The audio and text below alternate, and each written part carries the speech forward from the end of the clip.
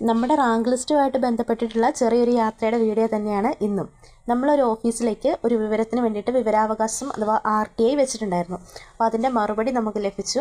നമ്മളതിനകത്ത് നമുക്ക് ആവശ്യമുള്ള ഒരു സാധനത്തിൻ്റെ പകർപ്പ് ചോദിച്ചിട്ടുണ്ടായിരുന്നു. അപ്പോൾ ആ പകർപ്പ് കിട്ടാനായിട്ട് നമ്മൾ നേരിട്ട് ഓഫീസിൽ ഹാജരാവാനാണ് പറഞ്ഞേക്കുന്നത്. അപ്പോൾ അതെടുക്കാൻ വേണ്ടിയിട്ടുള്ള യാത്രയാണ് ഇന്ന്.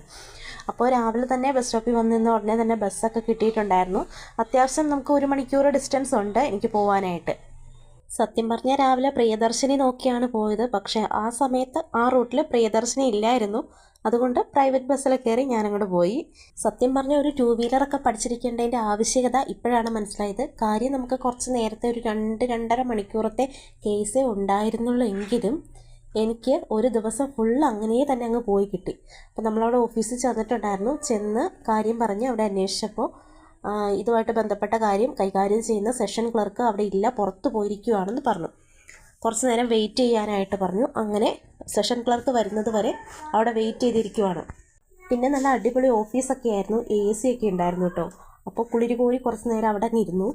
നമ്മൾ വർക്കുമായിട്ട് ബന്ധപ്പെട്ട് ചില ഓഫീസുകളിൽ പോകുമ്പോൾ ചില നല്ല നല്ല ഓഫീസുകൾ കാണുമ്പം ഇവിടെ തന്നെ നമുക്കങ്ങ് ജോലി കിട്ടിയാൽ മതിയായിരുന്നു എന്ന് തോന്നിപ്പോകും. പക്ഷേ എവിടെ കിട്ടും എന്നൊന്നും പറയാൻ പറ്റത്തില്ലല്ലോ.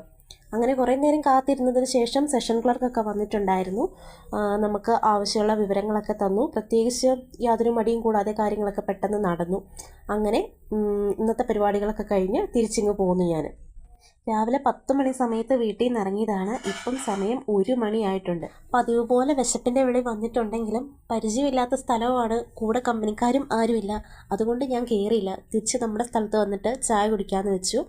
അങ്ങനെ നോക്കി നിന്നപ്പോൾ പോയ ബസ് തന്നെ തിരിച്ചും കിട്ടി. അങ്ങനെ തിരിച്ച് വന്ന് ചായയും കുടിച്ച് നേരെ വീട്ടിലേക്ക്.